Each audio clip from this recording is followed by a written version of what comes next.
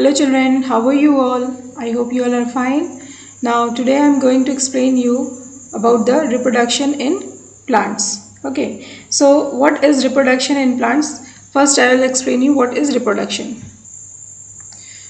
I know you all are familiar with this word reproduction, but again I want to explain you here. Reproduction is producing new organisms of their own kind. So basically this is the chief characteristic feature of living organisms, by which every kind of living organism multiplies to form new individuals of its own kind. Okay, so here I can tell you the example, just like a cat will produce a kitten and which will grow into an adult cat. Similarly, small organisms, they will also grow out and from their parent's body, and then in separation they will develop a new individual. Similarly, some organisms are so small, they will also reproduce, and their way of reproduction will be different from one another. Okay, so this is called the reproduction. What is that? The reproduction of new individuals from the parents of their own kind. That is called the reproduction.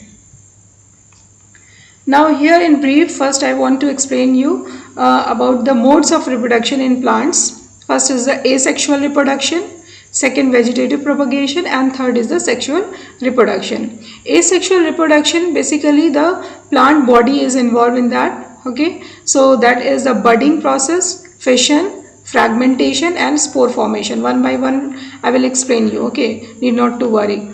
Okay, then vegetative propagation, this is present only in the plants. The asexual reproduction and sexual reproduction, both these modes will be present in both animals and the plants, but this vegetative propagation is the exception one, which will be present only into the plants, okay, not in the animals. So here again, asexual reproduction, budding, fission, fragmentation, spore formation.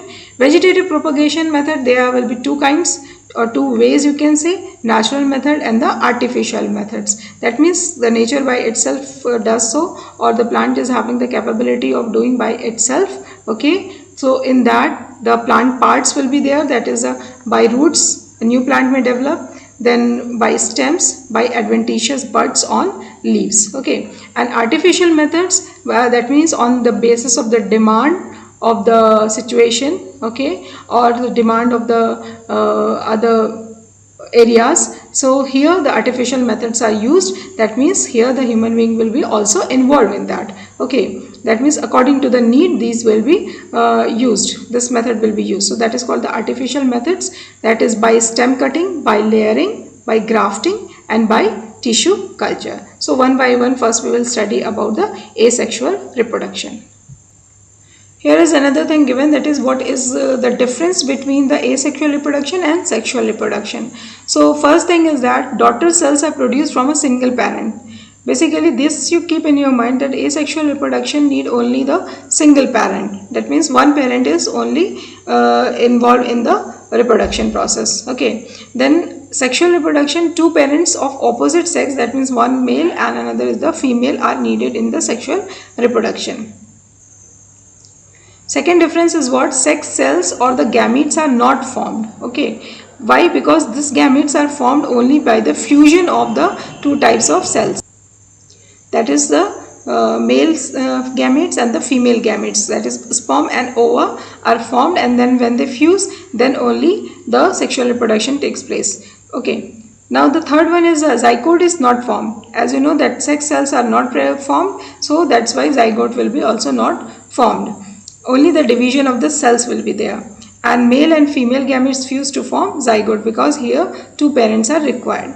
Now the fourth one is what? New individuals are identical to each other and to their parent and are called as clone. Okay, cloning is, that means just similar to them, there will be no any variation.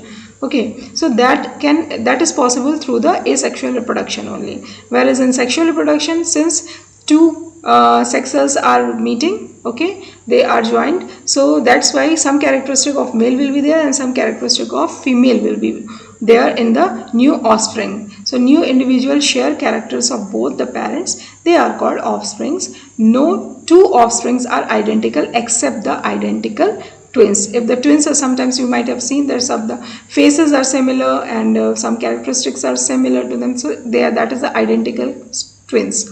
Okay, so sexual reproduction will have the different features in the new individual, that is the combination of both male and female. So these are the main differences between the asexual reproduction and sexual reproduction. So children, as in the differences I have explained you about the asexual reproduction, that is the mode of reproduction where will be single organism, they will divide and produce two or more individuals, that is called the asexual reproduction.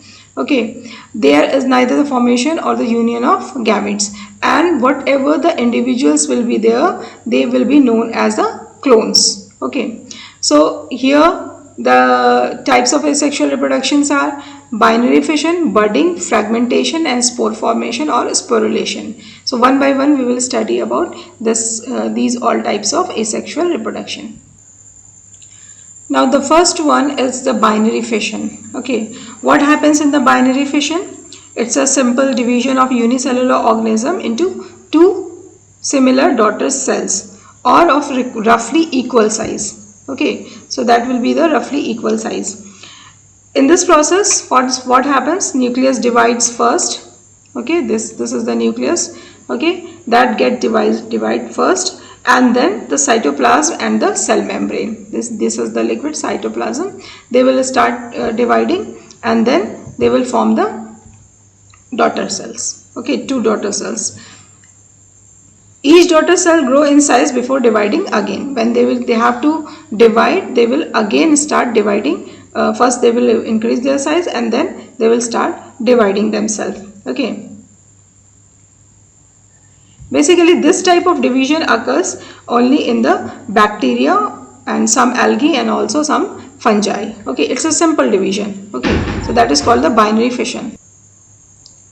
Next is the budding. Okay, so budding is what? Here you can see this is commonly happens in the yeast. Okay, yeast reproduce by this method called the budding. Why it is called the budding? Because you see small outgrowth arises. Okay, basically this is a structure, nucleus and the vacuole is there. Okay, and then small outgrowth will be there, that is called the bud. Okay, so this stage is called the bud formation. Then movement of nucleus into the bud. This nucleus will be there and it will start getting divided as they will see the bud. Okay, so when this one will get divided, the nucleus will keep on moving in that area. Okay, and then you can see that there will be the chain of buds.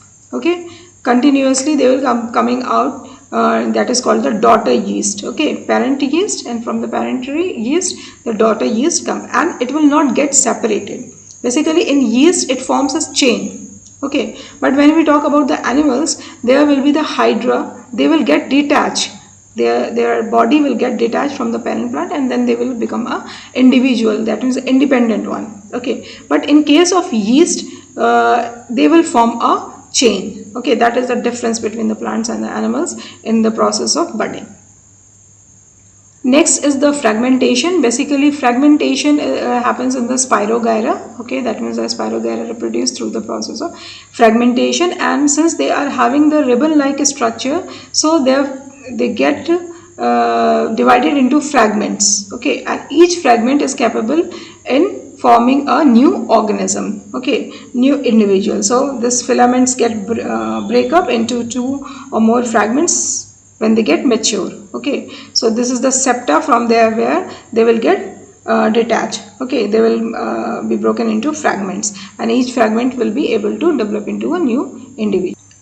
See, the next one is the spore formation. Okay, so here you can see that basically they are the process is found in the fungi. Okay, so this is the fungal infection on the bread, or it is also known as the fungal mold. Okay, bread mold also it can be told.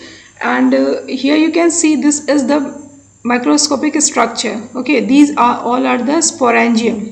Okay, sporangium or the spore sac, and inside that small powdery substances are there. Okay, very tiny thick walled resistant asexual reproductive bodies will be there. Okay, they are produced under the unfavorable conditions, when the conditions are unfavorable. Okay, and as they will get the favorable condition, they will start reproducing they will keep on floating into the air and are carried away, and when they get the suitable condition, each spore develop into a new plant. Okay, and as I have told you, this is the example of the fungi. So in this video we have understood about the budding and fission. Fission can be the binary fission and the multiple fission, fragmentation and the spore formation. So students, hope you all have understood the topics. If you have any doubt or question, you can ask in the comment section below, and the remaining topics will be covered in the next videos. Please like, share it with your classmates, subscribe, and don't forget to hit the bell icon so that you can get my latest updates. Thank you and take care.